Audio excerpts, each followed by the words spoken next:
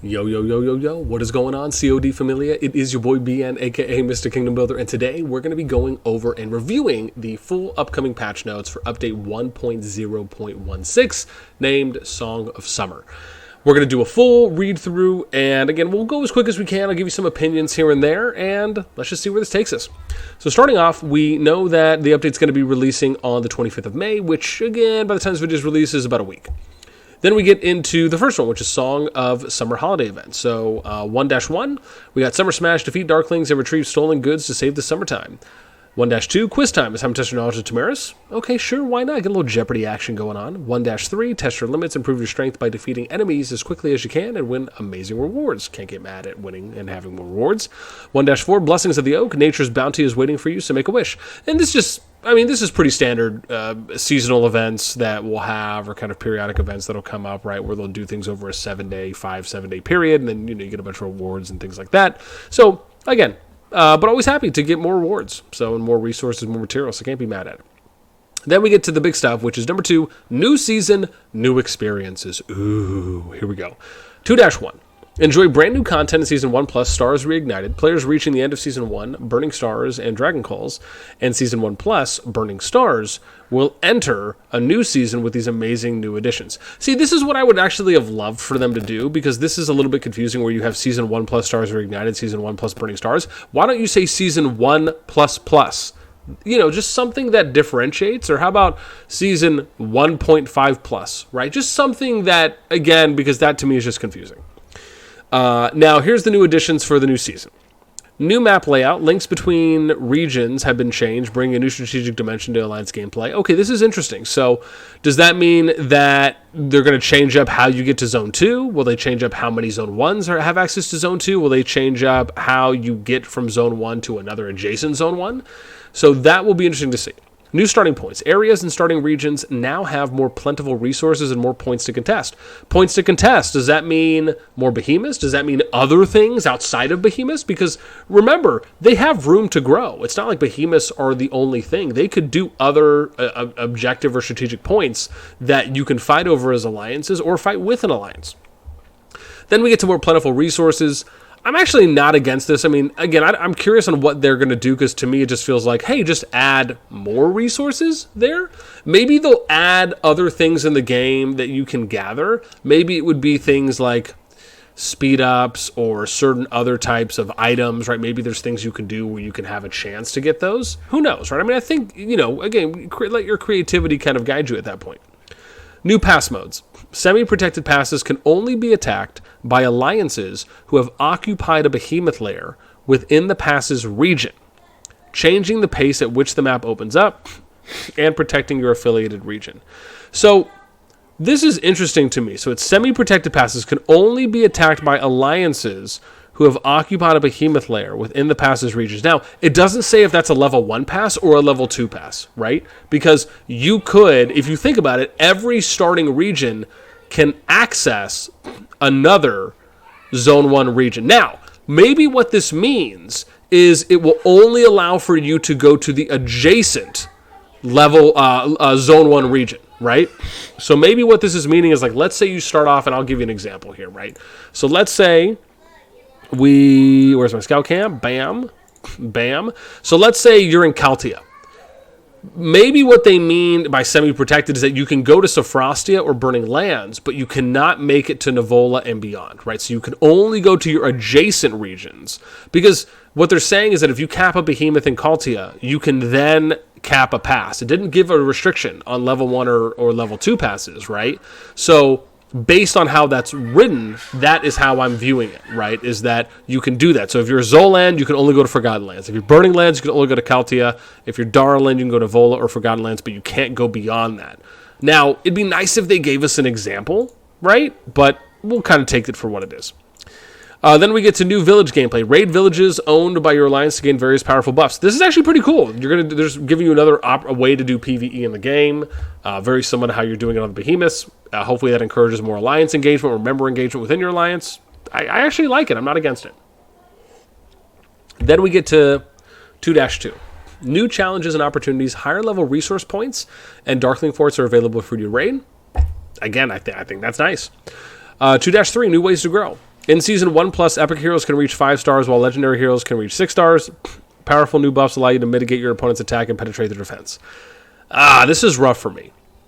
Because to me, it feels like they're on purpose limiting lower tier heroes. So it requires, it's almost as though they're kind of eventually forcing you just to kind of go all legendary. And to me, I just think it'd be nice if, because the way it is now is that every hero can get up to 6 stars, where you can get to your max level, right, at 60. But if they're going to change this, right, and it's going to be epics, or excuse me, what I should say is that with the way that the tiering is going, if you look at it, right, I can get an epic to 6-star once those levels open up. Now, you used to be able to do it before one of the recent updates where they then limited it for Season 1, and then they open those up as continuous seasons go. So, I don't know. I mean, again, I don't see a problem with all of them having 6 stars. I think the challenge for me is that making this type of a change after the game's released, I would have liked it better if the precedent was set in the beginning, and they just said, look, this is the way we're doing it. Our elites are 4 stars, epics are 5, and legendaries are 6, right? Something to that degree. But now, because it's been one way, and now they're changing it, I don't know, a part of me just feels, and I'm not saying it's necessarily bad, because I can get how you're kind of going to take one of two stances. You're either going to do a progression, or you're just going to have all of them at the same star level, but maybe the value of stats is higher, with a higher tier of hero. So, I don't necessarily feel great. I don't feel bad. I think it's just the fact that the precedent wasn't set for me. And so that is why, I don't know, I'm kind of leaning a little against it. But, hey, that's just me. And then we get to the next one for 3-second hyphen. Heroes will be able to gain EXP through PvP battles. This feature will be enabled as the Augur Stone progresses. Once heroes reach level 50, they can only level up to 60 through this method or via gathering if they possess the relevant talent. So we know that if you possess the talent or the gathering talent that allows you to gain EXP from gathering, that can also be gained, by your secondaries. Or your deputy heroes. Now, the challenge here, though, is that what this means is you can't PvE anymore to get max level. The reason I am actually a little bit more against this is because the fact is that you are kind of forcing people early on, and I'm talking season early-wise, right? Because there's no guarantee that every free-to-play player is going to be level 25, have all their buildings at 25, have max tech, things that you really want to be able to focus on through gathering and not through limiting. Because when you're going out and you're doing PvP, you're going to end up getting units in the hospital. And if you get too many units in the hospital, that's going to limit you being able to send a full 5 march out when you need to go and gather, or if you need to go and do PvE just to gain EXP, or even to use your primaries as a way to boost your secondaries. So again, I understand where they're going with this, where they're trying to think about creating more of a reason to do PvP. Like where it's saying, hey, well, you're going to gain EXP in this way. But to be fair, this is something that drastically benefits the spenders in the game, because they're the ones who usually, in almost every scenario, typically want to do the most amount of PvP, because you're spending, once you've kind of got to a max point, or you've got T5 or somewhere around there or beyond, you usually get to a point where you're like, okay, I've done a lot. I don't really need to do that much anymore. Let me go and have fun now in the game and go and do some PvP, right? That's kind of the majority thought process when you're spending is, and I'm not saying that that people who spend and get to that point only want to PvP. What I'm saying is they're more inclined to do PvP because that's like the final frontier they really have left to do, right? If you've spent and you're at max tech or max VIP, or you're already at T5, the only thing left for you to do is to go and fight, because you've basically done all that investment to prep your account where you can go and hopefully enjoy PvP in your own way, because you're at that stage with your progression. So this is something that really is geared more towards spending. I, for one, am, like I said, I'm not in favor of this. I think doing something like this, it's just being done too early. And the challenge is that I think this is going to be more negatively impacting than I believe it's going to be positively impacting. Like, I get their thought process. They're doing it because they're trying to increase the rate and engagement of players going out in PvP. But if your heroes are not at max level, that is less you're less likely to be inclined to go and fight. Like if I know that I can prep my heroes. Now, I'm not talking necessarily at future seasons, right? Now, you could argue and still apply this to all seasons, but I'm the type where, like, if I'm going to go out and fight, I want to be able to have my heroes at max level. Like, I want to be able to have a certain amount of them at 60 in the ideal, let me say this, in the ideal situation before I go out and fight. Doesn't mean that I wouldn't fight before that. It's just if I can get the heroes that I want to use at 60, I know I can have a full march out there compared to if I'm trying to go out and fight at level 40 or 45. Personally, I'm just less inclined to do that. I just like the idea of being able to have my heroes from an EXP standpoint at max, along with, because, well, I mean, and you can make the argument you just need to get them to 40, right? So that way you can unlock all the skills, especially if you already have them maxed out. So, I mean, again, there's arguments that you can make on both sides. However, I would have loved for them to hold off on something like this and just wait for things to play out a little bit more. Maybe even do other things. Maybe don't mess with EXP. Why not have merit points, and then maybe you get rewards at the end of every season for people that participate, or do a certain amount of merit PvP, or just PvP to gain merit points, as an example. Right? Find ways that you can encourage people without limiting or hard capping their progression if they do not do one certain thing. And that's just how it comes off to me. Change the way heroes gain EXP when gathering with the talents Earth's Grace. Before, when a legion finishes gathering resources, the hero receives equal to 2% of the number of resources gathered, up to a maximum of 20,000 per day. After, when a legion finishes gathering resources, the hero XP equal to this, the number, 0.4%, up to 2% of the number of resources gathered, to a maximum of 4,000. So, I don't get it. 2% the number of resources gathered.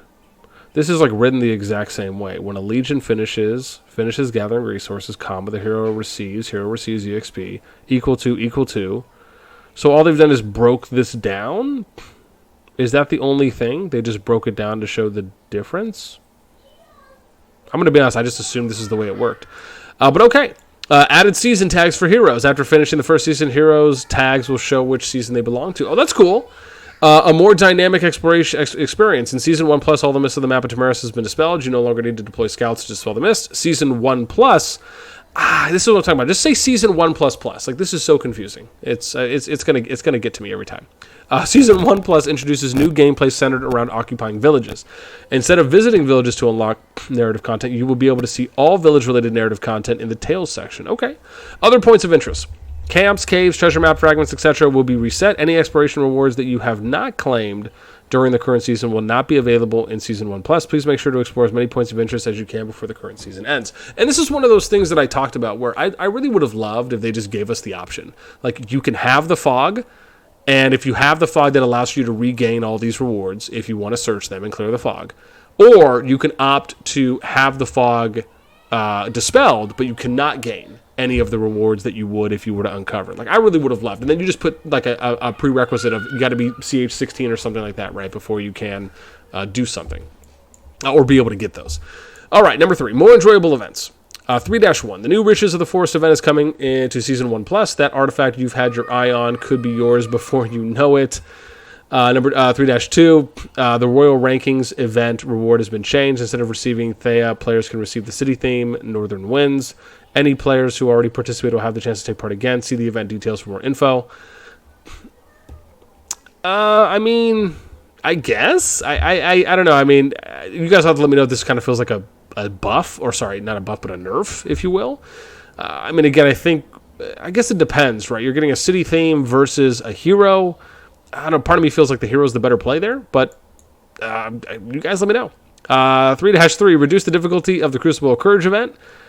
I guess this is okay. I haven't heard too many people, but I would imagine if they felt it was needed based on the data that they were pulling, then good. However, I would have loved for them to dive into some specifics here and just give us an example of, right, this is why we reduced it, and or this is how much we're reducing it by in hopes of seeing this happen.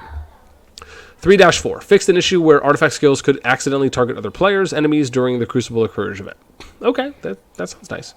Number 4, an improved alliance system. You can now see daily changes to alliance members' power in your alliance personal power rankings. Ooh, nice. Now, I want to point something out. This depends how it's going to view. Are we just going to be able to see the up arrow that's green and the down arrow that's red? Because if that's the case, I don't know. Now, if they're going to do something where it'll show you what that plus or minus power is for that week, or something where it shows you, like, for example, here's the total power. So, like, here's total power, and then here's how much power they've gained that week. So, like, at every reset, it starts at 0, and then you can see what the actual interval gains are. That would be cool. I don't know if it's going to work like that, but to me, I feel like that's how it should be. 4-2, you can now see weekly changes to Alliance members' merits in the personal merit rankings. Okay. Hey, listen, man, I'm always happy for more member stats in Alliance. 4-3, you can now manage members directly via the Alliance rankings. Oh, cool. 4-4, improved display of Behemoth Elite raids. You can now see how to open a Behemoth avatar frame via the Behemoth Hunter and Elite raid screens. Okay. Number 5, almost done here. And even richer combat experience. Added 2 legendaries, heroes. Frager, Archer, Peacekeeping Mobility. Always happy to get another Peacekeeper out there, especially Archer. And Syndrian, Marksman, Rally. Ooh, interesting. So we're going to get a Rally Marksman. Ooh, Precision. I like the Precision play on here. Syndrian could be already nice based on what I'm seeing. I somewhat like the Archer Mobility play. I just wonder if, Peacekeeping I think is it's just nice to be able to have another pure Peacekeeper. But the Archer Mobility is interesting because I wonder if that's something you can kind of like go to like kiting. So you'll be kiting with your ranged DPS. Number 5-2 added 2, and I want to point out here, because someone pointed this out before, there was a post on the CoD Facebook where someone had mentioned that there was supposed to be 4 heroes that were added, and I'm just taking a look by this now. 6-star hero levels. Give me a moment, I'm totally going to find it. New heroes, there will be, so it's here. It says the new season will introduce... And I wonder if I can show this to you guys real quick. Let me see. Was this showing up on the screen right now? There, let's do this. Can you see this? So this is interesting. You see where it says, and this was recently posted on the COD Facebook, new heroes. It was posted yesterday, 6 a.m. The new season will introduce 4 legendary heroes, including a flying hero, something we know people have been looking forward to for some time. Just wanted to show that off because there just isn't a mention here of that. However... in the same breath, they said in the new season, they didn't clarify what that season number is, so maybe they're referring to season 2, just to point that out. But again, just kind of goes to show you, right, have some specifics and some details there. Oh gosh, I didn't even realize that my cam was not in the ideal place. People, I'm sure, are going to call me out for that, but I hope you enjoy that I actually fixed it now. Okay. Then we get to 2 added legendary artifacts, Rattle Spear and Spring Blades, available from the Forge of Light and Riches of the Forest event.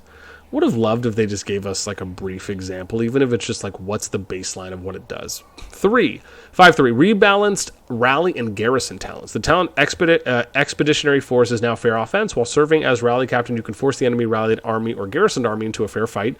In a fair fight, all unit skills are disabled, and the attributes of infantry, cavalry, marksmen, and magic units of the same level will be adjusted to the same values. Interesting. This to me almost feels as though... This is interesting. This to me feels as though it can benefit those that just have higher base stats in that regard, right? Because the skills are disabled and attributes are disabled. So to me, this almost, and maybe correct me if I'm wrong here, guys, but this feels to me as though if you're, because the attributes, right? So the attributes is I'm assuming your talents at that point, so that are factoring in. This almost feels to me like if you're T5 going against T3 or T4, it's kind of more of a hard win, more than what it could be a soft win, right? Or a chance even for the other to do it. And even people who are like at max VIP level, if that factors in. Again, those are just, I don't know, I guess I'm looking at it from, right, how does that impact a straight up fight where you're not allowing for those things? I guess if it's more of... So, and I guess another way to look at it too as well is that if you're attacking, and let's say you don't have max skill for certain heroes, but like someone who has spent more than you does, I guess it also kind of brings them down to that equal-ish level. So I guess there actually is 2 good ways to look at it. I guess it just depends on what you value more. Then we have the talent Kingsguard is now fair defense. While serving as garrison captain, you can force the enemy rallied army into a fair fight. In a fair fight, all unit skills the same thing. Yeah, so I guess I'm actually kind of okay with this. I'm interested to see how this is going to play out, if it's going to be leaning really one way, or if it's going to be a little better when it comes to how someone who has, spent a bunch, so to speak, and has like a max Hosk versus someone who only has a 5111 Hosk, as an example, right? So, yeah, I guess we'll have to see how that works. Adjusted Ordo's talent to align his foundation talent with those of other non-gathering heroes and remove the talent Earth's Grace. That's interesting. I mean, that's something I kind of thought that they would have done, but it's been nice to take advantage of Ordo's Earth's Grace for now. Then we get to 5-4, fixed issues where legions would be blocked while marching. Rules for marching while in battle have been standardized as follows. Adjusted the battle status display. Once your legion enters battle with another Lord's Legion, the name of your legion will turn red and become visible to all non-friendly lords. Okay. Change the rules for intercepting legions. Legions with red names will automatically intercept all non-friendly marching legions and enter battle with them at the moment of interception. Excuse me. I'm just not a fan of that, to be honest. My view, and it's never going to change, is that like they should have things set up to where you have like everything you have to do has to be self-controlled, meaning that when you're out there fighting, you have to click on your unit and then move it to where you want to go. And if you're getting attacked, the only way you attack someone is if you click on your unit and then you scroll it to go in and to set it on that enemy unit, and then you attack them. Otherwise, you should be taking 100% of whatever damage they're outputting, and you should not be counterattacking it in any way, shape, or form. That to me is the only way we're really going to get to a point where we're able to see true skill be implemented and have the competitive nature of CoD be taken to just a whole nother level that no other kingdom builder can reach, because they would be implementing something like that. Added collision between legions. Non-friendly legions will collide with each other when not in battle, making it impossible for them to pass through each other. I'm actually okay with this. I mean, again, as long as they're consistent, that's the most important thing. Disabled intercept mode and pass mode options. I'm actually okay with this. I think I saw a lot of challenges with that. All right, now we get to other improvements, which sometimes can be the good stuff. 6-1. New players will be able to change server via the faction selection screen when creating a character, allowing you to more easily choose a server and play together with your friends. Interesting. Okay. Choose a server. Wow, okay, so they're actually going to let you change servers early on. I wonder how that's going to work, though. Does that mean, oh, I see. So maybe that means like if maybe they, like, let's say Kingdom 200 came out, but their friends are in 198, 197. Maybe it means it's an easier way to then start an account in those kingdoms from your initial new player screen instead of having to go through the process of creating a whole new account. If that's the case, I actually like that, and I think that's a win. 6-2. You can now decorate your city with city themes. City themes are unlocked at city level 5. Tap your city on the map to access the city theme menu and make your Great Hall and nameplate stand out from the crowd. This is cool. This is something that Infinity Kingdom was really big on, doing castle skins, so I'm a fan. Number 3, 6-3, in order to allow you to heal more quickly, free healing has been replaced with elixir healing. They already mentioned this. You can increase your elixir production speed by upgrading your hospital buildings and enacting policies. Elixir is automatically stored in your hospital building and can be used at any time. Using elixir will immediately heal wounded units without costing resources. Free heal speed has been replaced with elixir production speed. Elixir has maximum storage limits. Make sure to plan ahead so you know when you're going to need it. All right. 6-4. Added a tutorial section to the Tails screen, allowing you to access previously unlocked tutorial content. Cool. 6-5, improve reminders for excess speed up use. When your speed up exceeds the queue time by 60 minutes, a confirmation window with a timer will appear, preventing you from accidentally triggering the item. I'm a fan of this. 6-6, annotations have been added for some key game concepts, offering more detailed explanations. Always happy to have more clarity. 6-7, a repair button has been added to the loading screen, allowing you to resolve issues that may prevent you from loading the game. Okay, better troubleshooting options? Fan of it. 6-8, added a YouTube page link for certain languages. Cool. 6-9, added a UI border offset option, allowing you to customize the distance between the UI and the screen edges. Oh, this could be cool. I'll have to play and tinker with this, but this actually seems like it could be cool. I really would love for them to allow us to be able to zoom out a little bit more, like zoom out more where you can still see the fighting happening. That would be nice. Before it goes to that next level of zoom out, that would be really cool. 6-10, fixed an issue with the description for Artifact Sorlin's Blade. The skill Sword Oath now reads deals damage up to 5 enemy legions, previously up to 2 enemy legions. Okay, nice. PC version, improved graphics and added new graphics settings on the PC version. That's all I got. Cool. Make sure you guys do the feedback because I believe you get resources for that. So yeah, if you do it within 5 days after the update comes. So that means you'll have until the 28th. All right, this was a long one. Happy to be able, I think we ran through this pretty quick. So I am happy about at least getting through it in a timely manner. There's quite a lot in here. And though I'm usually mostly in favor of the updates that come out, there are a few questionable things that are here, a few things that we just need a little bit more clarity on because they just weren't too specific, like the Season 1 Plus versus 1 Plus Plus as an example, to do something like that. How you guys probably feel about the level 50 and then having to PvP for 60. Again, happy to have more events that are coming. I really want to see how these kind of interval changes are going to be for the Alliance members' power and member merits. I think that's a nice thing. Only having 2 new heroes compared to 4. It would have been nice if they just said, yeah, the 2 other heroes will be coming in the next update. Like, just something easy like that. Or they'll come when Season 2 is released. Like, just a simple inclusion would be nice. And then obviously probably the biggest thing I'm curious on is like the rallying for garrisons on the fair offense and fair defense. That to me seems like a pretty big change, and we'll have to see how that's going to play out. So that's it for me. Let me know what you guys think in the comments down below. As always, until next time, I will catch you later.